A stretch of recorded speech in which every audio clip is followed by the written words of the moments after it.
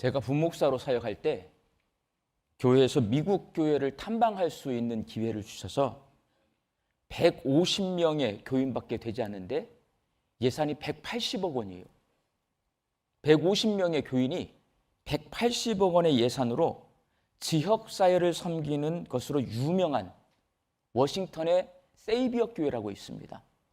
그 교회를 방문한 적이 있어요. 그 교회를 방문한 후에 워싱턴에 갔으니까요. 워싱턴에 있는 유명한 박물관이 있습니다. 스미스소니언이라고 하는 박물관이 있는데 그 박물관을 제가 방문하게 돼요. 박물관에 들어보는데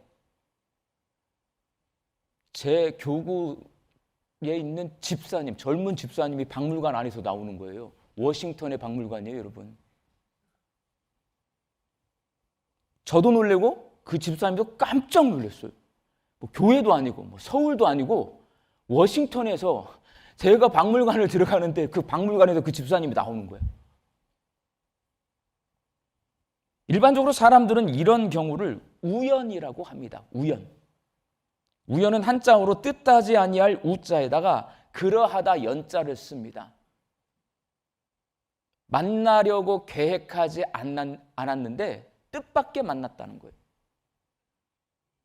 지난주 토요일에 그 집사님이 우리 양림동 선교 투어를 오셨어요. 지난주에. 잠깐 만나서 대화를 나눴는데 그때 이야기를 꺼내는 거예요. 왜냐하면 저도 충격을 먹고 그분도 충격을 먹었으니까. 워싱턴에서 목사님 그때 저랑 만났잖아요 라고 말씀을 하시더라고요. 이 집사님과 대화를 하면서 이분이 그냥 우연히 만난 것으로 생각하지 않고 그 만남을 성령의 인도하심으로 생각하고 있다는 것을 알 수 있었어요. 하나님이 그렇게 특별한 만남을 갖게 해주신 것을 계기로 목회자인 저에게 친밀한 마음을 갖는 거예요. 그리고 자기 아들 돌잔치에 전 잘 생각이 안 나거든요. 자기 아들 돌잔치에 저를 초대를 해서 제가 와서 예배를 드렸다는 거예요. 그리고 부모님 신방을 해달라고 해서 부모님 집에 신방도 갔다는 거예요. 그리고 자기 집이 믿음의 반석 위에 섰다는 거예요. 여러분, 우리의 삶을 신앙의 눈으로 바라보면 모든 만남이 우연이 아니라 하나님의 섭리와 인도하심 안에 있다는 것을 알 수 있습니다. 오늘 본문 말씀에는 하나님의 인도하심 안에서 초대교회 7집사 중 한 사람인 빌립과 에디오피아 여왕 간다게의 국고를 맡아 관리하는 네시가 만나는 이야기가 기록되어 있습니다. 에디오피아는 아프리카에 있습니다, 여러분. 어떻게 아프리카에 있는 에디오피아 여왕의 네시가 예루살렘 성전을 방문해서 하나님 앞에 제사를 드리는 신앙을 가질 수 있었을까요? 유대인이 아니잖아요. 아프리카 흑인이에요. 그런데 아프리카 에디오피아의 네시가 그 옛날에 예루살렘에 찾아와서 하나님 앞에 제사를 드리는 그런 하나님 믿는 신앙을 가질 수 있었을까? 여기에 대한 여러 가지 의견이 있습니다. 전승에 따르면 열왕기상 10장에 솔로몬 왕이 지혜롭다는 소문을 듣고 이를 확인하기 위해서 스바의 여왕이 예루살렘을 방문했다라는 이야기가 기록되어 있는데 이때 스바의 여왕과 솔로몬의 여왕이요 하룻밤을 잡니다. 그리고 스바의 여왕이 임신을 해서 돌아가서 아기를 낳게 되는데 이 아기가 에디오피아의 시조인 메날리크 1세라고 합니다. 이후에 이 메날리크 1세가 장성해서 자기 아버지인 솔로몬 왕을 찾아가고 솔로몬 왕은 아들이 나라를 잘 다스릴 수 있도록 유대인 7,000명을 내주었는데 이 유대인 7,000명이 나중에 에디오피아에 사는 유대인들의 조상이 되었다라는 전승의 내용이 있어요. 실제로 여러분 에디오피아에는 자기가 유대인인 것처럼 사는 사람들이 있습니다. 아셨어요? 이거 실제 있는 이야기예요. 아프리카 에디오피아에 가면 유대인들은 어떻게 해요? 안식일을 지키죠. 유대인들은 하나님 앞에 안식일을 지키면서 예배를 하잖아요. 그렇게 사는 사람들이 지금도 있습니다. 이 사람들의 속담에 다른 데서 찾을 것 없다. 우리가 바로 유대인이다. 에티오피아의 속담이에요. 인터넷에 오늘 돌아가셔서 솔로몬 작전이라는 말을 쳐보세요. 솔로몬 작전 검색해 보시면 에티오피아에 살고 있던 유대인 종족들이요, 박해를 받는 일이 벌어집니다. 이스라엘 정부가 저 사람들은 우리의 형제다, 우리 유대인이다 해서 에티오피아 흑인들 14,000명을 수송기를 보내가지고요, 다 이스라엘로 데려온 실제 역사에 있는 사건이 있어요. 솔로몬 작전. 이런 정황을 미루어 볼 때 오늘 본문 말씀 속 에티오피아 여왕의 국고 맡은 내시가 그런 역사적 배경을 가진 유대인으로 생각하면 맞는 것 같아요. 그는 예루살렘 성전을 방문한 후 다시 에티오피아로 돌아가는 길이었습니다. 빌립 집사는 예루살렘 북쪽에 있는 사마리아 지방에서 복음을 전하고 있었고, 이 에티오피아 여왕의 내시는 본국으로 돌아가기 위해서 예루살렘 남쪽에 있는 국경 도시인 가사를 향해 가고 있었습니다. 이때 하나님께서 빌립 집사에게 천사를 보내서 본국으로 돌아가고 있는 이 내시를 만나게 하셨습니다. 그리고 빌립이 천사의 말대로 가사로 가는 광야길에서 에티오피아 내시가 타고 가는 마차와 만났을 때에 성령께서 빌립 집사에게 이렇게 말합니다. 오늘 보면 29절 말씀 함께 읽습니다. 성령이 빌립대로 이르시되 이 수레로 가까이 나아가라 하시거늘. 여러분, 내시 입장에서 보면 수레를 타고 자기 본국 에티오피아로 가고 있는 거예요. 그런데 갑자기 유대인 하나가 나타났어요. 빌립 집사예요. 그러면 이 에티오피아 내시 입장에서는 갑자기 나타났잖아요. 우연히 만났다라고 생각할 수밖에 없습니다. 그런데 성경은 우연이다 아니다? 우연이 아니다. 사도행전은 이 만남이 우연이 아니라 성령님의 인도하심 가운데 이루어진 만남이라고 말씀하고 있는 겁니다. 성령이 명령하셨어요. 사도행전을 성령행전이라고 부릅니다. 부활하신 예수님이 갈릴리에 있던 제자들에게 예루살렘으로 가서 성령이 임하시기를 기다리라고 말씀하셨고, 그 말씀에 순종한 제자들이 예루살렘 다락방에 모여 있었어요. 120명. 이 제자들에게 오순절에 성령이 임하며 교회가 시작되었습니다. 사도행전에 그게 써있기 때문에 우리가 아는 거예요, 여러분. 그리고 성령의 역사하심 가운데 예루살렘과 유다와 사마리아와 땅끝까지 복음이 전해지는 초대교회의 역사가 사도행전에 기록이 되어 있습니다. 이렇게 성령이 일하시는 모습을 기록해 놓았기 때문에 사도행전을 성령행전이라고 불러요. 성령 다 알고 성령 다 좋아하십니다. 근데 성령이 누구시냐 물으면 잘 대답을 못해요. 사도행전을 잘 읽으시면 성령님이 어떤 분이신지를 알 수 있어요, 여러분. 사도행전을 유심히 읽지 않고 내가 성령에 대해서 말하잖아요. 여러분은 빈 깡통이에요. 성령이 누군지도 모르고 성령에 대해서 말하는 거예요. 성령님께서 빌립 집사와 에티오피아 여왕의 내시와의 만남을 주선하고 있는 오늘 본문 말씀을 통해 우리는 성령님이 어떤 분이신지를 알 수가 있는 겁니다. 피조물인 사람이 창조주인 하나님에 대해 모두 알 수가 없습니다. 하나님께서 성경을 통해 가르쳐 주시는 만큼 우리는 하나님을 알 수 있습니다. 성경은 전지전능하신 능력으로 세상을 만드시고 다스리시는 성부 하나님, 우리를 구원하신 성자 예수님, 우리를 도우시는 성령 하나님에 대해 기록해 놓고 있습니다. 그래서 우리는 성경이 가르쳐 주시는 대로 성부, 성자, 성령, 삼위일체 하나님에 대해서 알고 그 하나님을 받아들이고 믿고 있는 겁니다. 그렇다면 오늘 본문 말씀은 성령님에 대해서 말씀하고 있어요. 성령님이 어떤 분이라고 우리에게 말씀하고 있는 걸까요? 성령님이 성경 말씀을 깨닫게 해주시는 분이라고 말씀하고 있습니다. 우리 성령 그러면 막 방언을 말하고 예언을 말하고 병을 고치고 기적을 행하고 이런 것만 생각하잖아요. 그거는 부수적인 거예요, 여러분. 그것만 말하는 것은 성령님이 어떤 분이신지를 모르는 거예요, 여러분.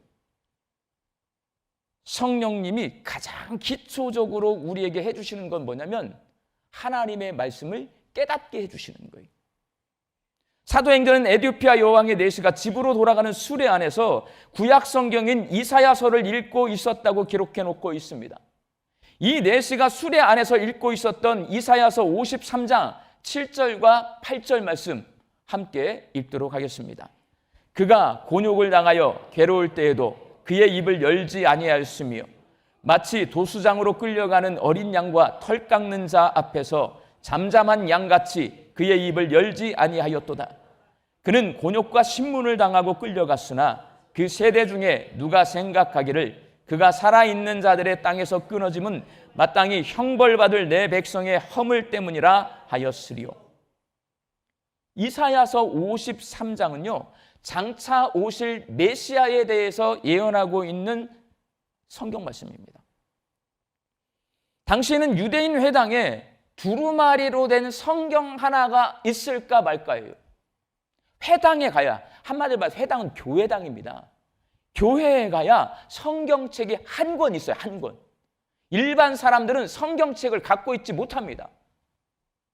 그 시대에 이 에디오피아 내시가요 아프리카 사람이 성경을 가지고 있는 거예요. 여러분, 이것도 굉장히 희한한 겁니다. 유대인들조차도 하나님의 택함 받은 백성이라고 자부하는 이 사람들조차도 성경책을 가지고 있지 않아요. 그런데 아프리카 흑인이 성경책을 가지고 있어요. 그리고 구약 성경은 이스라엘의 언어인 히브리어로 기록되어 있어요. 이 사람은 이디오피아 사람이에요. 에디오피아. 그런데 히브리어로 된 성경을 읽고 있어요. 히브리어에 능통했다는 말이에요. 그러나 문제는 이 내시가 이사야서 53장을 읽으면서도 수레에 타가지고 흔들리는 수레 안에서 성경을 읽고 있어요. 믿음이 굉장히 좋은 거예요. 성경을 읽는 거에 습관이 되어 있는 사람이에요. 문제는 뭐냐? 그렇게 열심히 성경을 읽는데 그 내용이 무슨 내용인지를 이해하지 못한다는 거예요. 읽지만 깨닫지 못해요. 이사야 선지자가 어떤 사람이 도살자에게 끌려가고 털 깎는 사람 앞에 서 있는 양처럼 순순히 재판장에 끌려가서 불공정한 재판을 받아서 죽게 될 것이라고 예언하고 있는데 이 사람이 도대체 누구인지, 왜 그가 억울하게 죽게 되는지에 대해서 알지 못해요. 그렇지만 성경을 읽고 있어요. 그때 성령의 인도하심을 받아서 그를 찾아온 빌립 집사가 이 내시에게 묻습니다. 읽고 있는 성경 내용이 이해가 되십니까? 가르쳐주는 사람이 없어서 내가 이것을 도대체 무슨 내용인지 이해를 못합니다 라고 대답을 합니다. 그러자 빌립이 성령이 말씀하시는 대로 수레 위로 올라갑니다. 그리고 그 내시 옆에 앉아서 도살자에게로 가는 양과 같이 순순히 끌려가고 그렇게 죽임을 당하는 그분이 바로 나사렛 예수님이라는 것을 가르쳐 줍니다. 그리고 예수님이 하나님께서 구약 성경을 통해 예언해 놓으신, 보내주시겠다고 약속하신 메시아요, 그리스도요, 구원자라고 가르쳐 줍니다. 성령님께서 빌립 집사를 통해 에디오피아 여왕의 내시가 이사야 53장의 말씀을 깨닫게 해주시는 거예요.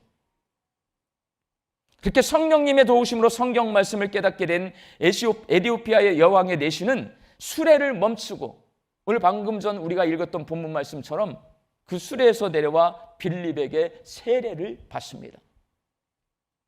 성령님의 도우심으로 하나님의 말씀을 깨닫고 믿고 구원받은 이 에디오피아 여왕의 내시는 고국 에디오피아로 돌아가서요 첫 번째 기독교인이 됩니다. 복음의 씨앗이 된 거예요. 이 사람을 통해 복음을 전해 듣게 된 에디오피아 사람들이 예수를 믿기 시작했어요. 어떤 역사가 벌어지냐? 전 세계에서 에디오피아는 세계 최초로 기독교를 국교로 인정한 나라가 됩니다. 이스라엘보다요 에디오피아가 먼저 국교, 우리의 국교는 기독교다라고 천명하는 나라가 돼요. 현재 에디오피아 인구의 62%가 기독교인입니다.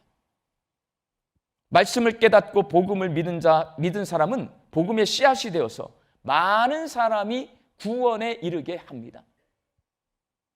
이렇게 성령님은 하나님의 말씀을 깨닫게 해 주시는 분이십니다. 사도행전은 성령행전이에요. 성령님은 어떤 분이냐? 하나님의 말씀을 깨닫게 해주셔서 우리가 그것을 믿게 해주시는 분이라는 거예요. 그런 도움을 주시는 분이 성령님이에요. 빌립 집사와 같은 사람을 만나게 해주셔서 말씀을 깨닫게 해주시기도 하고, 오순절 예루살렘의 다락방에 모여있던 120명의 제자들이 성령 임재를 체험한 후에 예수님이 자기들에게 하신 말씀이 생각나게 되었어요. 그 말씀이 무슨 말씀인지를 깨닫게 되었던 것처럼 성령님이 직접 하나님의 말씀을 깨닫게 해주시기도 합니다. 성령님의 도우심으로 말씀을 깨닫고 예수님을 그리스도로 믿게 된 제자들은 예루살렘과 온 유대와 사마리아와 땅끝까지 이르러 예수 그리스도의 복음을 전합니다. 이게 성령님이에요. 복음을 모르던 우리에게 복음을 깨닫게 해줘요. 복음을 믿게 해줘요. 그리고 복음의 증인이 되게 해줍니다. 이분이 바로 성령님이에요. 사도행전은 성령님이 우리가 하나님의 말씀을 깨닫고 복음의 증인으로 살 수 있도록 도와주시는 하나님이시다, 우리에게 가르쳐 줍니다. 사랑하는 광주 양림교회 성도 여러분, 예수님은 성령님에 대해서 이렇게 말씀하셨어요. 예수님이 말씀하신 성령님이에요. 요한복음 14장 26절 함께 읽습니다. 보혜사 곧 아버지께서 내 이름으로 보내실 성령, 그가 너희에게 모든 것을 가르치고 내가 너희에게 말한 모든 것을 생각나게 하리라. 성령 하나님은 성부 하나님께서 성자 예수님의 이름으로 우리에게 보내주신 하나님이십니다. 그리고 구약 성경에 기록되어 있는 말씀과 신약 성경에 기록되어 있는 예수님이 하신 말씀을 생각나게 해주시고 그 말씀에 대해서 가르쳐 주셔서 그 말씀이 가지고 있는 의미를 깨닫게 해주시는 하나님이십니다. 사도 바울은 우리 몸이 성령이 거하는 성전이라고 말씀합니다. 고린도전서 6장 19절 말씀 함께 읽습니다. 너희 몸은 너희가 하나님께로부터 받은 바 너희 가운데 계신 성령의 전인 줄을 알지 못하느냐? 너희는 너희 자신의 것이 아니라. 예루살렘의 다락방에 임하시고 빌립과 에디오피아 내시 가운데 임하셨던 성령님은 이 시간, 우리가 성전이잖아요, 우리 가운데 임하십니다. 내 안에 계신 성령님께서 성경 말씀을 깨닫게 해주시면 우리는 성경을 통해 예수님이 하나님의 아들이시고 구원자이시고 그리스도이시고 우리 인생의 주인이심을 알게 되고 받아들이게 되고 믿게 됩니다. 그리고 예수님이 날 위해 어떤 일을 행하셨는지를 알게 되고 감탄하게 됩니다. 여러분, 성령이 내 안에 임하시면 예수님이 자기를 버려서 나를 구원하셨다, 살리셨다, 자기가 십자가에 달려 내 대신에 돌아가셔서 내 죄를 대속해 주셨다, 이 사건이 놀라운 감탄의 사건으로 다가옵니다. 그래서 내 입술에서 찬송이 나오게 되고 진정한 마음과 정성을 다해 하나님을 예배하게 되고 하나님 말씀에 순종하는 하나님의 자녀로 살게 되고 예수님의 증인이 되어 복음을 전하게 됩니다. 여러분, 이 성령님에 대해서 우리가 관심이 없어요. 그리고 이 성령님을 잘못 알아요. 성령 충만하면 병을 고치게 되고, 성령 충만하면 내가 방언을 말하게 되고, 성령 충만하면 내가 예언을 말하게 되고, 여기에만 관심이 있어요. 그러면 은사파로 가는 거예요. 그렇게 되면 어떻게 되냐? 성령의 원래 모습을 몰라. 그럼 자꾸 신비주의로 가. 그러다 보면 여러분, 내게서 은사가 끊어지는 날 나는 예수를 믿지 않습니다. 성경이 가르쳐 주신 대로 성령이 내가 하나님의 말씀을 깨닫게 해주시는 분이라는 것을 알아야 돼요. 예수님이 날 위해 어떤 일을 행하게 하셨다는 것을 알아야 돼요. 우리가 이 성령님의 역사하심에 대해서 관심을 안 가지니까요, 이 성찬 예식에 참여하면서도 우리의 삶이 변하지 않아요. 성령에 대해서 관심이 없는 사람은요, 우리의 삶이 변하지 않습니다. 여러분, 성찬에 참여하도 예배에 와도 졸립기만 하고 따분하기만 하고 예배에 와도 내 삶이 변하지 않아요. 여러분, 하나님의 말씀 들리지 않아요. 제가 양림교회 와서 깜짝 놀란 게 있어요. 원수를 사랑하라고 하나님 말씀하셨잖아요. 무거운 말씀이. 왜? 예수님이 원수 같은 우리를 사랑해서 대신 죽으셨으니까. 원수를 사랑하라 하나님 말씀이 있는데 너무나 당당하게 제 앞에서 목사님 저는 원수를 사랑할 수 없어요 라고 말씀하시는 분이 꽤 계십니다. 나 원수 사랑 못해요 목사님. 이게 무슨 믿음이에요? 저는 그 말씀을 듣는 순간 망치로 제 머리를 한 대 얻어맞은 것 같았어요. 내가 원수를 사랑하지 못할 수 있습니다. 부족하고 연약하니까. 근데 여러분 하나님 앞에서 그렇게 말씀하시면 안 돼요. 목사님 내가 하나님 앞에서 부끄러운데요. 내가 부족하고 연약해서 원수 사랑이 잘 안 돼요. 목사님 기도해 주세요. 목사님 제가 원수를 사랑할 수 있도록 좀 도와주세요. 이렇게 말씀을 하셔야 되는데 목사님 저 원수 사랑 못합니다. 안 되는 건 안 되는 겁니다. 왜 그러신 줄 아세요? 성령을 모르니까 그래요. 여러분 말씀을 깨닫지 못하니까 그래요.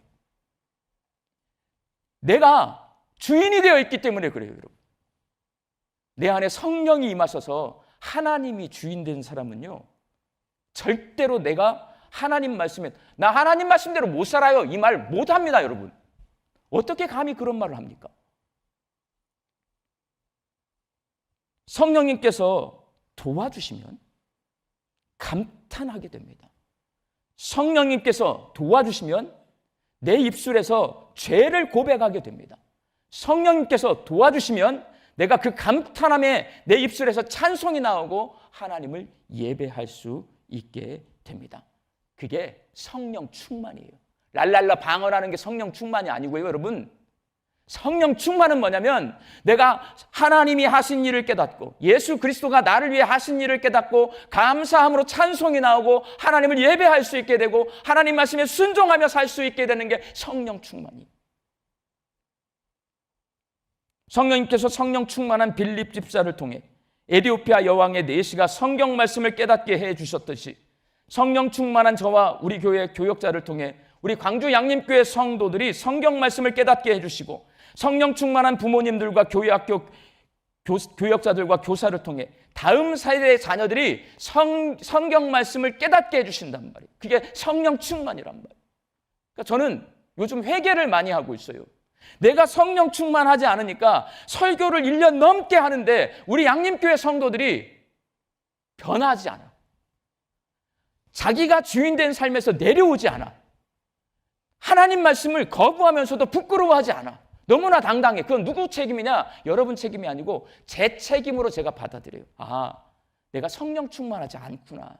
필립이 에디오피아 내시에게 말했을 때 이 내시가 믿잖아요, 예수님을. 근데 내가 아무리 선포해도 안 믿어, 안 받아들여. 그리고 자기 멋대로 살아. 아, 우리 교회는 사사기 시대로 계속 가는 거구나. 여기는 왕이 없고 지도자도 없고 선지자도 없구나, 목사도 없구나, 이런 생각을 하면서 제가 회개 기도를 굉장히 많이 합니다.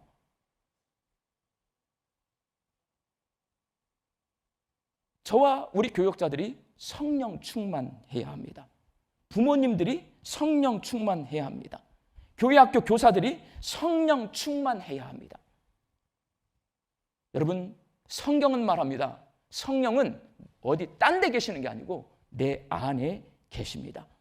내 안에 계신 성령님의 도우심을 받아서 하나님 말씀을 깨달아서 예수님을 확실히 믿고 예수님의 구원의 은혜 앞에 감탄하여서 성령 충만한 복음이 증인이 되고, 그래서 저와 양림교회 성도들을 통해 우리 다음 세대 자녀들과 우리 주변에 있는 사람들이 복음을 믿는 사람으로 변화되고 그들의 믿음이 성장하고 성숙해지는 우리 양림교회가 되었으면 좋겠습니다.